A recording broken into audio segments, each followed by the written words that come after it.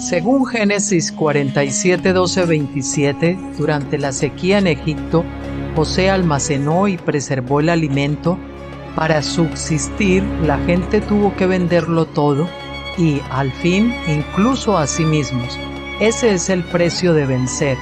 Así es en este tiempo del fin, donde conseguir el alimento para entrar al reino y conquistar nuestra tierra, que es Cristo, formado en nosotros, nos costará renunciar a todo, incluso a nuestra propia vida. Pero a cambio de nuestro todo, tendremos su todo y reinaremos con él. Con ustedes, José.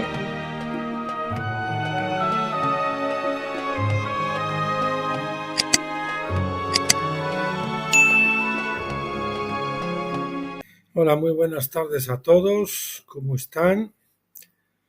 5 de noviembre del 2025, siendo ahora las 5:35 de la tarde. Anunciando, como siempre, lo primero, el vídeo que Dios mediante estaremos viendo el viernes. Continuaremos con un artículo de mi libro Reflexiones acampados en Gilgal 3. Ya saben que es un libro que se puede descargar gratuitamente de todos mis blogs y también se puede adquirir en Amazon. Una compilación de los artículos de los, creo que son más o menos los 5 últimos años del blog Tabernáculos. Y bueno, también se puede descargar, lo pueden comprar en Amazon en formato tapa blanda o en formato Kindle para ver en aparatos electrónicos, ¿no? Para leer en aparatos electrónicos. El artículo se titula Sentarse solo a los pies de Jesús y no suavizar el Evangelio. Esto pues me animé a escribirlo porque vi un meme de estos, una imagen con un texto ahí de John MacArthur. Dice: nunca suavice el Evangelio, si la verdad ofende, entonces deje que ofenda. La gente ha estado viviendo toda su vida ofendiendo a Dios, deje que se ofendan por un momento. Bueno, el que les habla siempre ha tenido tendencia a ser bastante radical y también tenemos que tener discernimiento porque algunas veces nos excedemos o aunque seamos radicales no lo hacemos en el momento oportuno o con las personas oportunas y tenemos que tener un especial tacto. Ese artículo va en concreto de no tratar de evitar la persecución, ¿no? Porque eso es lo importante. La gente no suelen ser radicales por temor a la persecución. Y dice, la palabra de Dios dice que todos los que quieran vivir piadosamente en Cristo Jesús sufrirán persecución. Y eso es eso es una buena manera de autochequearnos, porque si no nos están persiguiendo es que no estamos siguiendo al Señor lo suficientemente, con la suficiente radicalidad que debiéramos. Y eso esconde precisamente un temor a ser perseguidos. Bueno, yo creo que es un artículo bastante interesante, una exhortación, y les invito para el viernes a que lo compartan conmigo. Bien, y ahora nos vamos a lo que tenemos para hoy, que es retomar el Evangelio de Juan del doctor Stephen Jones. Vamos a ver la parte 3 que se titula Dios y dioses. Bueno, quiero primero advertirles de que vamos a tocar un tema que es bastante polémico. Yo creo que Stephen Jones se inclina más del lado unitario que el del trinitario. Y bueno, aquí él muestra unos argumentos que son bastante contundentes, pero yo en lo personal quiero decirles con sinceridad que aún no me puedo inclinar ni hacia un lado ni hacia el otro, hacia el lado unitario, hacia el lado trinitario, porque si leo los argumentos de un lado me parecen muy convincentes y luego los otros me parecen también muy convincentes y a veces me choca, ¿no? Yo no sé si es falta de experiencia, falta todavía de discernimiento o de madurez, pero yo les digo eso, pues que tengo que continuar orando y todavía ahí no puedo decirles cuál es mi postura clara.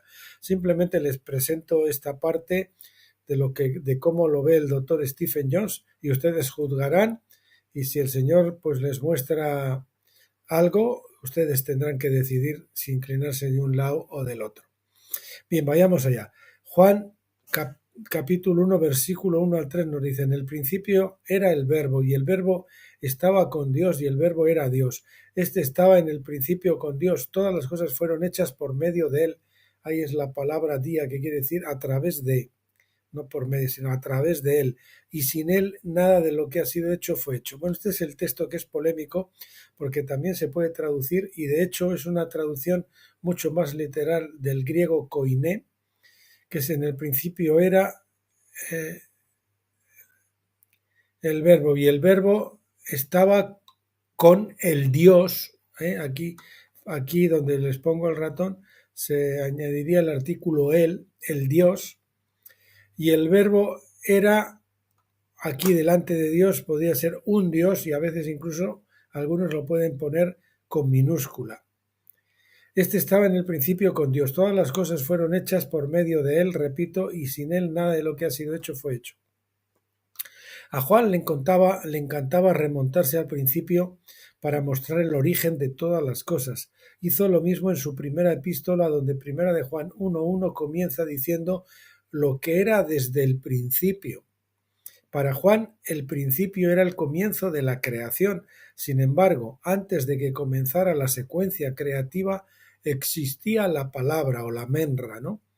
Para él era obvio que alguien tuvo que realizar la obra de la creación. Hoy en día está de moda pensar que todo sucedió sin ningún diseño inteligente y que todo ocurrió por pura casualidad. Perdón, aquí ocurrió mejor. Por pura casualidad, con el tiempo suficiente. Cuando Juan no intenta probar la existencia de un creador, sino que simplemente la presupone, dejando que la creación hable por sí misma, ¿no? Como dice Pablo en la epístola a los Romanos, la misma creación nos da testimonio, ¿no?, de la existencia de Dios. La palabra no es solo una palabra hablada, sino una persona, que es Cristo mismo. Él es la palabra personificada, la menra, la palabra viva. La vida impregna tanto a Dios como a todo lo que Dios hace y dice.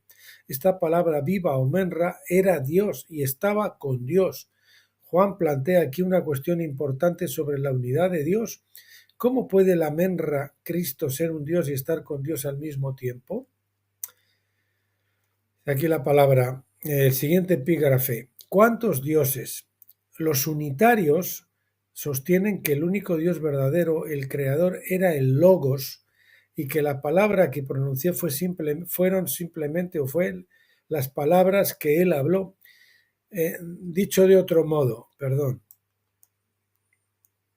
Vamos a ver, para no mezclar ahí palabras con tantas palabras. Dicho de otro modo, la palabra estaba con Dios en el sentido de que esas palabras creadoras provenían de su boca. Esta interpretación busca mantener la unidad divina, eliminando la existencia de una segunda persona involucrada en la obra de la creación. Bueno, esa es la postura de los unitarios, ¿no? Luego están los trinitarios, que sostienen que el único Dios verdadero era plural, Dios en tres personas. Por lo tanto, el Hijo y el Espíritu Santo estaban con el Padre y participaban directamente en la obra creadora. Estar con significa ser distinto, pero a la vez estar asociado o en relación con él. Ambas posturas, dice el doctor Jones, la de los unitarios y la de los trinitarios, interpretan el logos en términos griegos, lo cual inevitablemente se ajusta a la definición gnóstica de logos, que a su vez se remonta a Heráclito, el filósofo. La Iglesia del siglo IV intentó desesperadamente diferenciar su visión de la Trinidad de la que promovían los gnósticos, pero para ello tuvieron que redefinir los términos griegos clave para adaptarlos a su perspectiva. Aún así, sus concepciones sobre la Trinidad distaban mucho de estar unificadas. Es decir, que en todo esto todavía hay muchas discrepancias. La postura unicitaria, o unitaria mejor dicho, también adoptó diversas formas, pero en general sostenía que Cristo estaba subordinado al Padre. En otras palabras, el Hijo estaba con el Padre, pero no tenía la misma autoridad que él. Dentro de este marco, algunos afirman que Cristo preexistía con el Padre desde el principio, mientras que otros sostenían que Cristo surgió al ser concebido en María, Mateo 1:18. Bueno, vamos a ver esto también con más detalle más adelante, pero por ejemplo, pues como dice, hasta que en Apocalipsis, hasta que Cristo después se someterá también al que le sometió a él todas las cosas. Por lo tanto, se ve que hay una subordinación de Cristo al Padre, ¿no?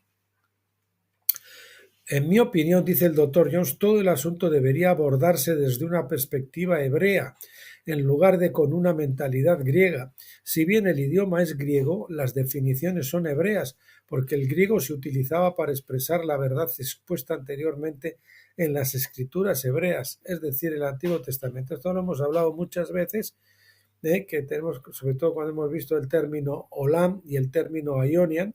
El término aionian griego expresa el concepto hebreo de Olam. Por lo tanto, Olam en el hebreo no es eterno o sin fin. En la mayoría de los casos, diríamos que más del 90%, siempre se refiere a una duración indefinida, no eterna.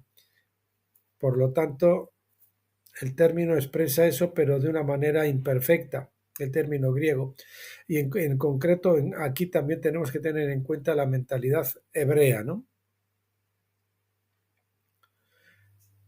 Dice, según la mentalidad hebrea, por lo tanto, Cristo, que es el Logos, debe ser considerado como el Menra o la Menram. El Menram, o mejor dicho, la Menra. La Menra. Debemos partir de la definición judía de la Menra Logos y luego adaptarla a la revelación del nuevo pacto, especialmente al Evangelio de Juan.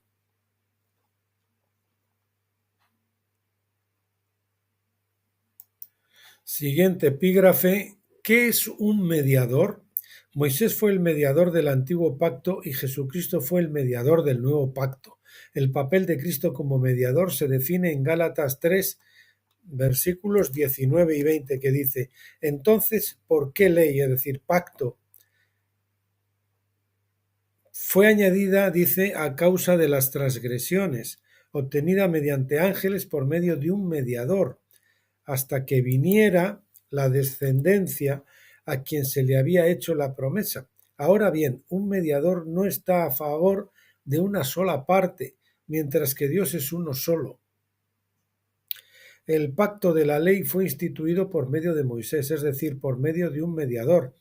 Cuando este antiguo pacto quedó obsoleto debido a que Israel no cumplió su voto, se necesitó un nuevo pacto, esta vez mediante un mediador diferente, Jesucristo.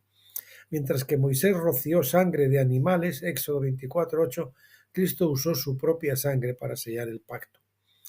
Al comparar los dos mediadores, obtenemos la definición bíblica de un mediador. Un mediador se interpone entre dos partes y representa a cada una ante la otra. Tal es también el papel de un sacerdote y de un intercesor. Para ser un mediador legítimo, uno debe ser distinto de ambas partes y a la vez estar conectado con ellas. Por lo tanto, Jesucristo, si fue el mediador, es distinto del Padre. Por lo tanto, Jesús era distinto del único Dios verdadero, que dice Juan 17:3, y debido a su nacimiento virginal, también era distinto de la humanidad. O sea, no era igual, exactamente idéntico a los hombres, sino que tenía una concepción diferente, porque fue concebido sin pecado y fue concebido sin la intervención de un hombre, sino porque María, una mujer, fue engendrada por el Espíritu Santo. Por lo tanto, no se puede considerar exactamente igual a los hombres en concepción. Es decir, la carne adámica fue transformada en un alma viviente. Bien, debido a su nacimiento virginal también era distinto de la humanidad. Era distinto de la humanidad y era distinto del Padre, porque si no, no puede ser mediador. Si es un mediador, no puede ser la misma persona, tiene que ser un tercero. Es decir, la carne adámica fue transformada en un alma viviente, pero no un espíritu vivificante como fuera Cristo, ¿no? Por lo tanto, Cristo no era ni el Padre ni hombre en el sentido más estricto, y sin embargo estaba vinculado a ambos. Luego veremos como también a él Isaías le llama Padre, pero es Padre también en otro sentido, porque es Padre después de los hijos que él engendra. Se encontraba en un punto intermedio entre Dios y el hombre, y al ser crucificado medió en la disputa entre el cielo y la tierra. Como tal, era el único plenamente capacitado para ser el mediador del nuevo pacto, como nos dice 1 de Timoteo 2:5. Mediador entre Dios y los hombres es Jesucristo hombre. Un agente que representa a otro da testimonio de otro o representa a otro, ¿verdad? Como mediador del nuevo pacto, Jesucristo representó tanto a Dios como a los hombres. Como representante de Dios fue su agente y actuó mediante la mediación, como nos dice Gálatas 3:19. La enciclopedia judía afirma que la menra era el agente de Dios y la encarnación misma de la palabra viva. El Evangelio de Juan muestra que él estaba de acuerdo con eso. O sea, Juan, el apóstol Juan, estaba de acuerdo con eso. Un agente representa a quien lo ha enviado y recibir a la gente es recibir a quien lo envía. Así leemos en Juan 12:44. Y Jesús exclamó: el que cree en mí no cree en mí, sino en el que me envió. Un enviado da testimonio de quien lo envía. Cuando un enviado pronuncia las palabras que se le encomendaron, no son suyas. Jesús dijo que no hablaba por iniciativa propia, ni tampoco hablaba, ni tampoco hacía las obras. Decía que eran las obras del Padre y que no decía sino lo que oía hablar al Padre. Juan 5:30, Juan 8:28, Juan 42. Juan 8:28 y Juan 8:42, Juan 12:49, Juan 14:10, dice que Jesús no hablaba por iniciativa propia, solo hablaba lo que oía decir a su Padre. Por lo tanto, Jesús es el gran amén de Dios. Apocalipsis 3:14 dice: escribe al ángel de la iglesia en la Odisea. Esto dice el amén, el testigo fiel y verdadero, el principio de la creación de Dios. Es decir, Jesucristo repetía o era el amén o estaba de acuerdo con lo que el Padre decía y hacía. Un testigo declara lo que ha oído o visto personalmente. La ley de los testigos es particularmente relevante aquí, como se dice en Deuteronomio 19:15. Un solo testigo no podrá declarar contra un hombre por ninguna iniquidad o pecado que haya cometido. Por el testimonio de 2 o 3 testigos se confirmará el asunto. El mismo Jesús utilizó esta ley en Mateo 18:16 para establecer la verdad en las disputas vecinales, y Pablo también apeló a esta ley en 2 Corintios 13:1, que dice: esta es la tercera vez que vengo a vosotros, o que voy a vosotros.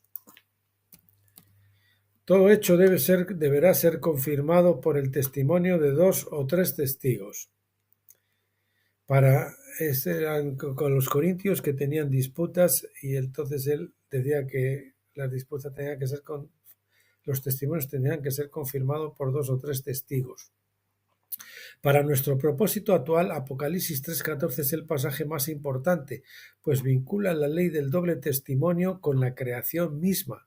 Allí el apóstol oyó la voz que le decía que Cristo es el amén de Dios. Por lo tanto, la menra, es decir, el logos, estaba con Dios, en el sentido de dar testimonio de Dios. Cristo entonces es el testigo fiel y verdadero, porque dio testimonio perfecto de lo que su Padre decía y fue fiel al proclamar todo lo que había oído del Padre en la creación también. Siguiente epígrafe: el amén creativo. Puesto que todo se confirma por testigos, la creación del mundo requería confirmación también para poder llegar a la existencia. Dios debía ser fiel a sí mismo y su propia naturaleza exigía un doble testimonio para crear todas las cosas. Por esta razón el Padre engendró un Hijo a su imagen y semejanza.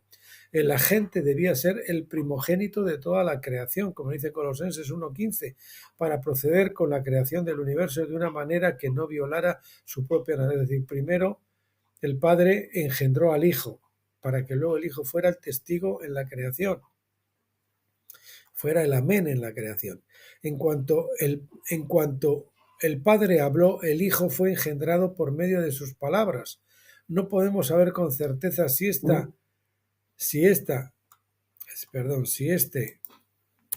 engendramiento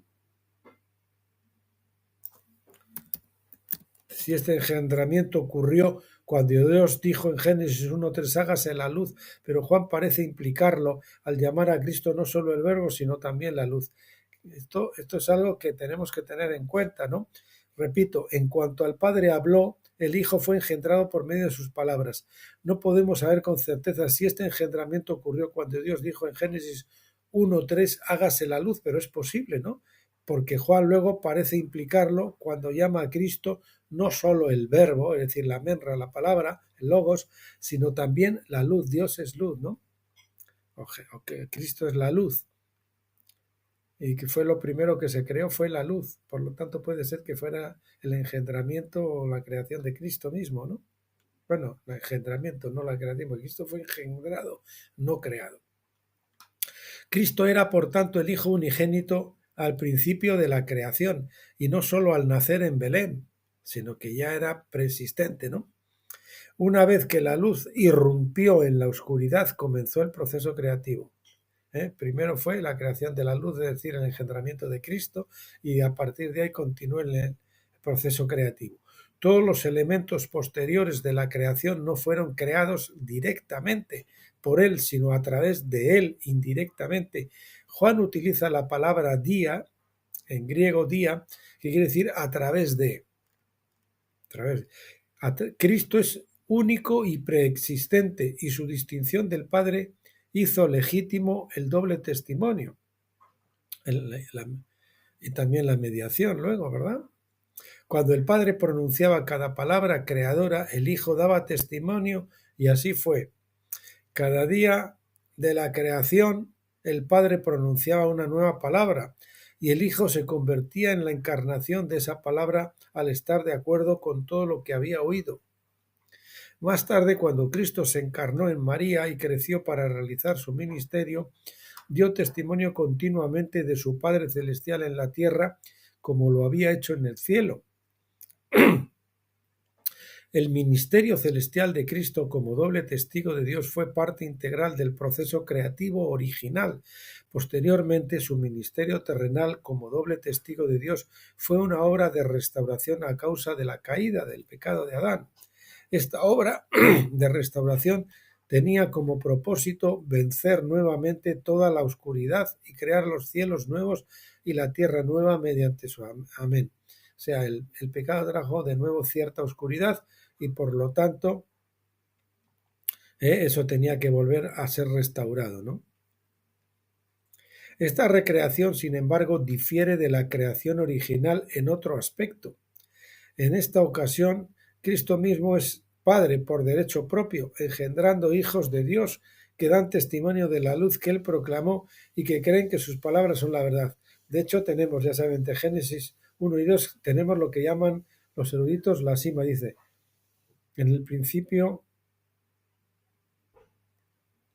creó Dios los cielos y la tierra, ¿verdad? Y después dice, y la tierra estaba desordenada y vacía, o sea, la tierra fue creada, pero después vino a estar desordenada y vacía. De eso parece ser que hubo un cataclismo.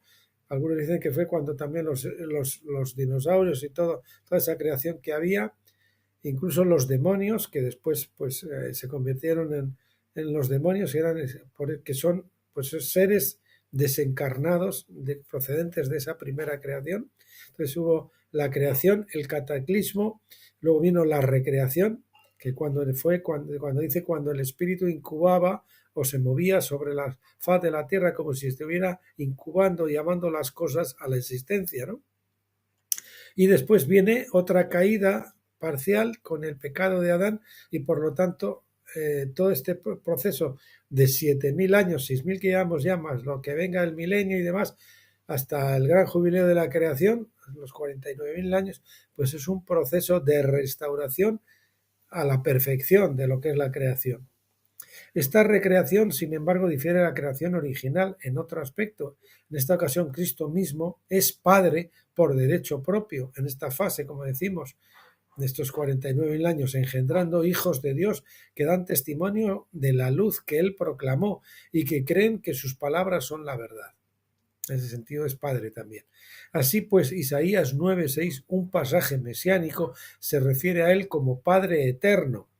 Cristo mismo tiene un Padre, pero también es Padre por derecho propio, y sus hijos son sus agentes que dicen amén a sus palabras. Cristo es el agente del Padre y nosotros, los hijos de Cristo, somos los agentes de Él. Siguiente epígrafe, somos los agentes de Cristo. los representantes o agentes. Como agentes de Cristo o como somos sus embajadores. Segunda de Corintios 5:20 dice, por lo tanto, somos embajadores de Cristo, como si Dios mismo rogara por medio de nosotros. Os rogamos en nombre de Cristo, reconciliaos con Dios. Un embajador no habla por iniciativa propia, sino que representa al gobierno o al rey que lo ha enviado. Un embajador es un agente que, si es fiel a su mandato, da testimonio de la palabra que se le ha dado, de las palabras que se le han dado. El padre le dice al hijo, di esto y di esto. Y el Señor nos dice a nosotros, di esto, y nosotros decimos, pues esto. Se espera que esté de acuerdo con quien lo envió. Todo lo que dice no es sino un amén a lo que ha oído. Los hijos de Cristo, los hijos de Dios, son un componente esencial en el proceso de recreación de los cielos. Bueno, disculpen si oyen ruido de fondo porque es que hace un viento que aunque están las ventanas cerradas, silba incluso hasta dentro de la casa. Un embajador, repito, no habla por iniciativa propia, sino que representa al gobierno o al rey que lo ha enviado. Un embajador es un agente que, si es fiel a su mandato, da testimonio de la palabra o palabras que se le han dado. Se espera que esté de acuerdo con quien lo envió. Todo lo que dice no es sino un amén a lo que ha oído. Por eso a los vencedores se les dice que son cristianos amén, porque están de acuerdo con el Padre y con el Señor. Los hijos de Cristo, los hijos de Dios, son un componente esencial en el proceso de recreación de los cielos y la tierra, que somos los embajadores. Son el pueblo del amén, el cuerpo de Cristo, quienes según la perspectiva forman parte de él y están con él. Nuestra relación con Jesús es muy similar a la suya con el Padre. El Logos estaba con Dios y era Dios. Como cristianos, es decir, pequeños Cristos, representamos a Cristo y cuando hablamos somos Él, no literalmente, sino como sus representantes. Por lo tanto, somos Cristos, es decir, ungidos, y estamos con Cristo el ungido. De hecho, pues eso, en el Apocalipsis, cuando se habla del Arnion, se está refiriendo no solo a Jesús, es la revelación del Arnion, que es los corderitos unidos al Amnon, que es el gran cordero. Y entonces el Arnion es la cabeza unida con los corderitos. Entonces es la revelación a la manifestación de Cristo con sus hijos, con los cristianos, con los vencedores. Por lo tanto, no es incorrecto referirse a Cristo como Dios, siempre y cuando reconozcamos la distinción entre el Dios unigénito. Repito, por tanto, no es incorrecto referirse a Cristo como Dios, siempre y cuando reconozcamos la distinción entre el Dios unigénito, Juan 1:18, y el único Dios verdadero, de Juan 17:3. Tanto el Padre como el Hijo eran dioses, aunque el Hijo siempre se sometió a su Padre. Al final todas las cosas, excepto el Padre mismo, estarán sujetas al Hijo. 1 Corintios 15:27, hasta que al final de la edad del lago de fuego, el gran jubileo de la creación, Cristo mismo se someterá a quien le sometió a él todas las cosas. Esto confirma su distinción y también muestra cómo Cristo está subordinado a su Padre. Vosotros sois dioses. Siguiente epígrafe. Vosotros sois dioses, en este caso con minúscula, ¿no? Que Jesús era un Dios también se manifiesta en Juan 10:30 al 36. Donde Jesús citó el Salmo 82:6. Yo os dije, vosotros sois dioses, y todos vosotros sois hijos del Altísimo. Obviamente, el salmista no nos estaba diciendo que todos seamos de alguna manera el Creador mismo. Nuestro destino es ser dioses, en un sentido menor, pues un dios es simplemente alguien que tiene poder o autoridad en algún ámbito. Por lo tanto, los jueces también eran dioses, se les llamaba Elohim, como vemos en Éxodo 21:6, donde leemos, su amo lo llevará ante Dios, es decir, Elohim. El agente de Dios era el juez llamado a confirmar en nombre de Dios que el hombre era verdaderamente un esclavo voluntario y no estaba siendo forzado o coaccionado a la esclavitud perpetua. El sacerdote, es decir, el Elohim, debía confirmar esto clavando la oreja horadando la oreja, con una lezna, con una aguja del esclavo en la puerta con un punzón o lezna. Por lo tanto, la ley no tiene problema en llamar dioses a los hombres, siempre y cuando entendamos su significado como agentes del único Dios verdadero.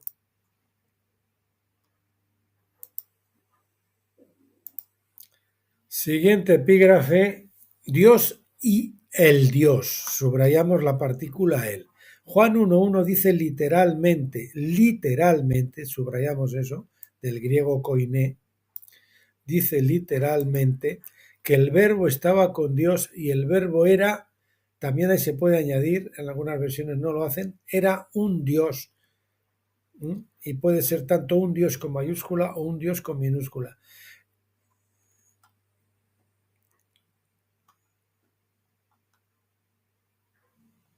Perdón, perdón, que faltaba aquí una D y entonces pensaba que continuaba el versículo. Repito, Juan 1.1 dice literalmente el verbo estaba con el Dios y el verbo era, ahí también se puede poner un Dios, o Dios con minúscula también. De esta manera Juan parece distinguir entre ambos. Sin el artículo definido, la segunda parte del versículo, es decir, un Dios, y el verbo era un Dios, es decir, esa es la segunda parte del versículo, podría traducirse como un Dios o un Dios con minúscula o un Dios con mayúscula. Así pues, la declaración inicial de Juan nos dice que Cristo estaba con el único Dios verdadero y que también era un Dios por derecho propio. Para que un Dios esté con otro Dios es evidente que hay dos dioses asociados. Son distintos, aunque no necesariamente del mismo nivel. Iván Panin fue un nihilista ruso que fue expulsado de su país por su participación en una conspiración contra el zar. Se fue a Suiza, donde recibió su educación y permaneció agnóstico o gnóstico hasta 1890, cuando descubrió a Dios leyendo precisamente Juan 1.1. Carl Saviers, quien escribió Científico ruso prueba la inspiración divina de la Biblia, durante el último año de vida de Panin escribió: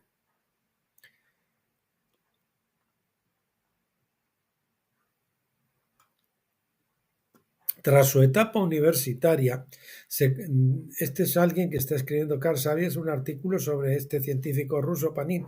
Dice, tras su etapa universitaria se convirtió en un destacado conferenciante sobre crítica literaria. Impartió sus conferencias en universidades y ante exclusivos clubes literarios de numerosas ciudades de Estados Unidos y Canadá. Durante este tiempo, el señor Panin se hizo conocido por su firme agnosticismo, hasta tal punto que cuando abandonó su agnosticismo y aceptó la fe cristiana, los periódicos publicaron titulares anunciando su conversión. Esta conversión tuvo lugar en 1890, cuando le llamó la atención el primer capítulo de Juan, en el que el artículo definido el, la, los, las, que puede traducirse por el, la, los o las, se usa antes de Dios. Era el Dios, como decíamos antes, en un caso, y se omite en el siguiente. Y el verbo estaba con el Dios. El verbo estaba con el Dios, y el verbo era Dios o era un Dios, como hemos dicho antes. Comenzó a examinar el texto para ver si existía un patrón subyacente que explicara esta peculiaridad. Al elaborar listas paralelas de versículos con y sin el artículo, descubrió que existía todo un sistema de relaciones matemáticas subyacentes al texto.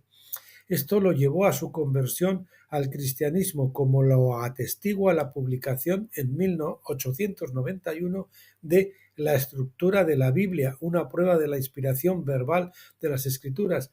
Este es un libro, Iván Panin escribió varios libros, se lo pueden encontrar en Amazon en inglés, donde se ve que los bíblicos, la construcción de los versículos tienen una matemática.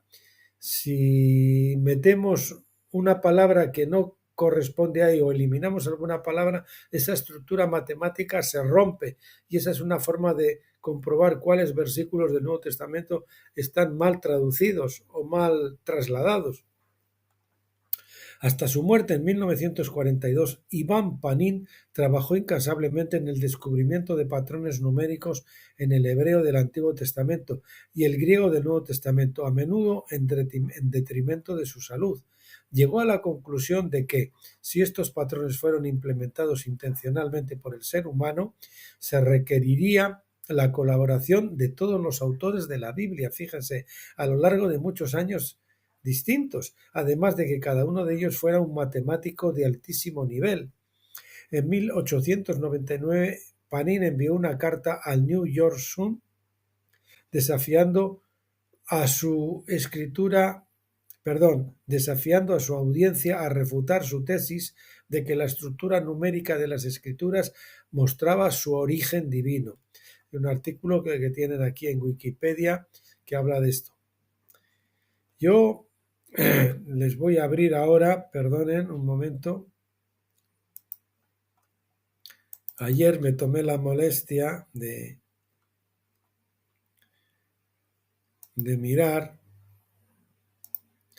en Grok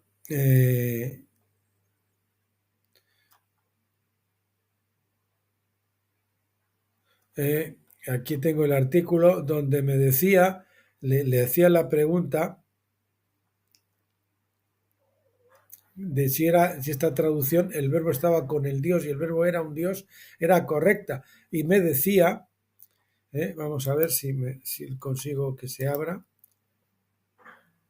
Sí, aquí está. Y me decía, vamos a ver, que era de hecho la traducción más correcta del griego koinet, era precisamente así. Bueno, no sé qué pasa, que no aparece. A ver. Aquí está. Al final, después de todos unos racionamientos,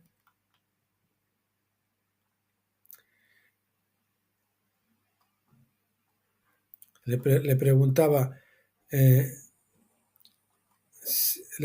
¿puedes facilitarme Juan 1.1 en la versión del Nuevo Mundo de los Testigos de Jehová, que lo traduce así? Me decía, aquí tienes el versículo de Juan 1 en la traducción del Nuevo Mundo de las Sagradas Escrituras, edición actual usada por los Testigos de Jehová. Dice, en el principio la palabra existía, la palabra estaba con Dios, aquí no omiten lo del él, y la palabra era un Dios. Este texto proviene directamente de la Biblia en línea de jv.org. Si necesitas más contexto y tal, no sé qué. Entonces, esta traducción, le digo, el verbo estaba con el Dios y el verbo era un Dios, puede ser correcta teniendo en cuenta el texto griego original, le pregunté, y aquí me da una serie de racionamientos y en fin. No, aquí está la conclusión y me dice, sí, la palabra era un Dios o era divino, es una traducción 100% correcta del griego.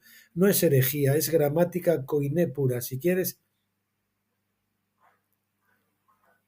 Bueno, todo un razonamiento que decía que era más correcto precisamente esto que lo otro, ¿no? A ver.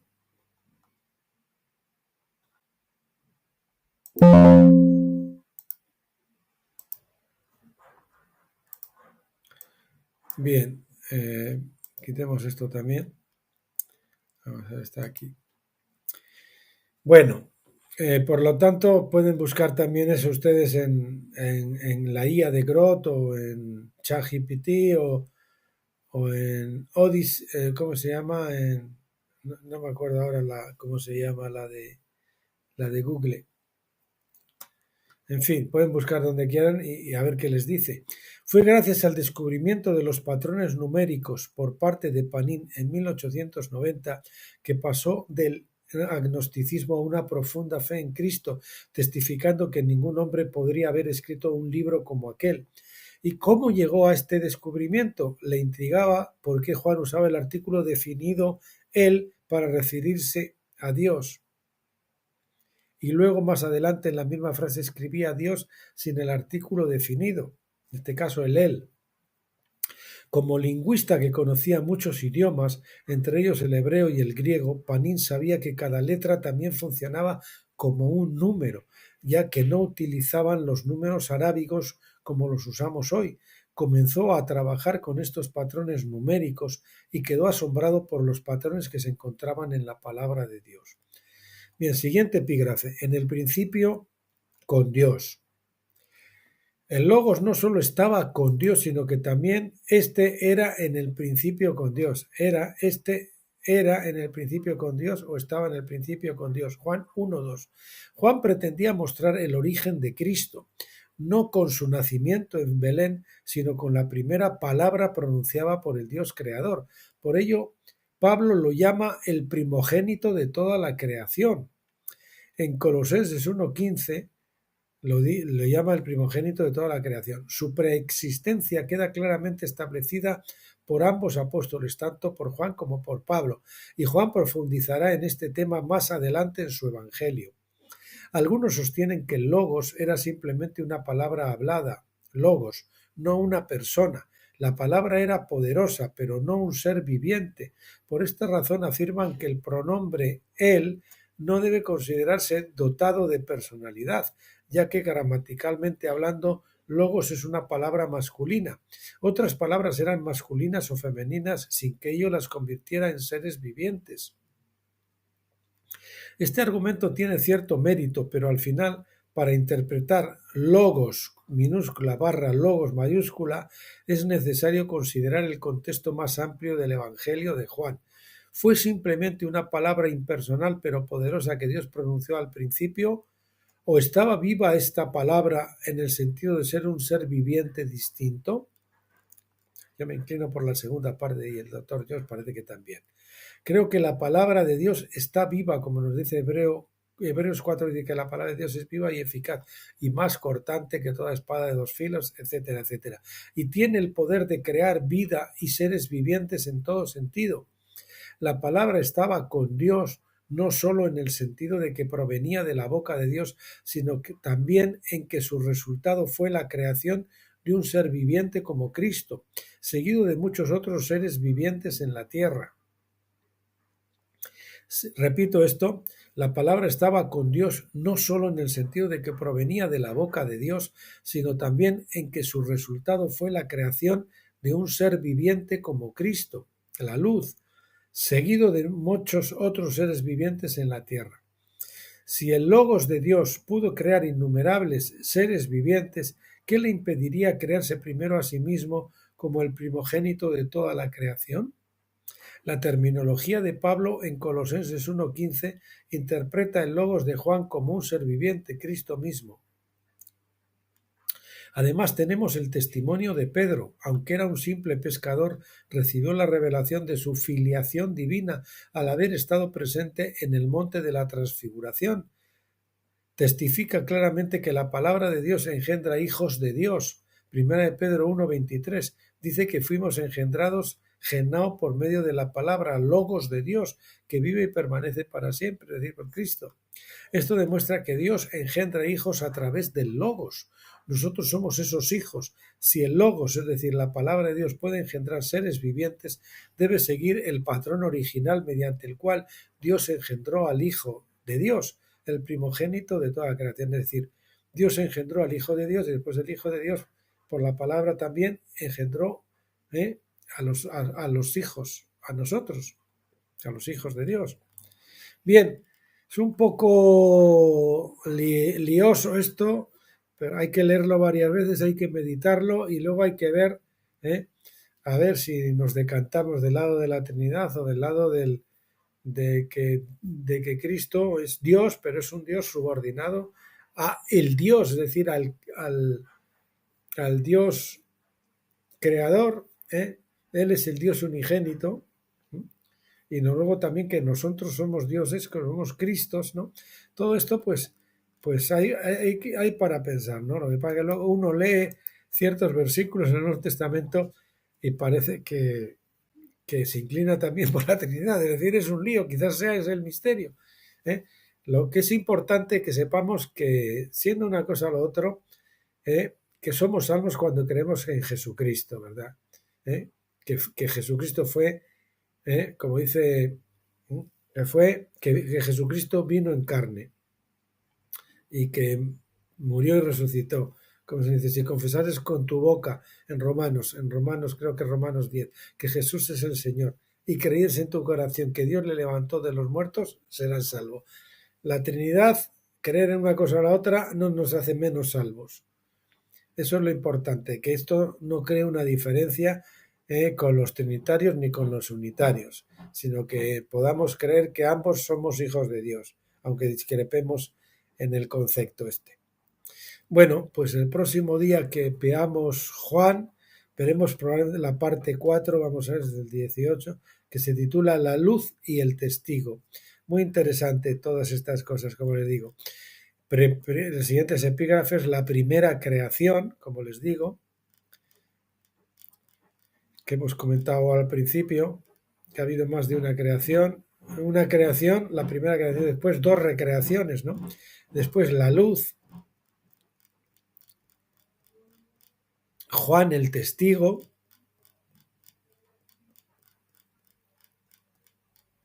y bueno, veremos también entonces, porque no es muy largo, el 18 al 23, el parte 5, los hijos de Dios, veremos recibiendo a Cristo, hijos engendrados, engendramiento físico y engendramiento espiritual, la luz de la revelación del nuevo pacto, y eso es entonces lo que veremos para el próximo día que toquemos eso. Y como les dije, para el viernes, Dios mediante, veremos ese artículo de no suavizar el Evangelio que comentábamos antes, de mi libro Reflexiones acampados en Gilgal. Bueno, mis queridos amigos y hermanos, un gusto haber estado de nuevo con ustedes, encomendarles al Señor Jesucristo, pedirle al Señor que imparta discernimiento, que imparta esta luz maravillosa de la Shekinah de tabernáculos, que quizás nos está haciendo ver cosas que no veíamos antes, como esto de Iván Panín, como esto de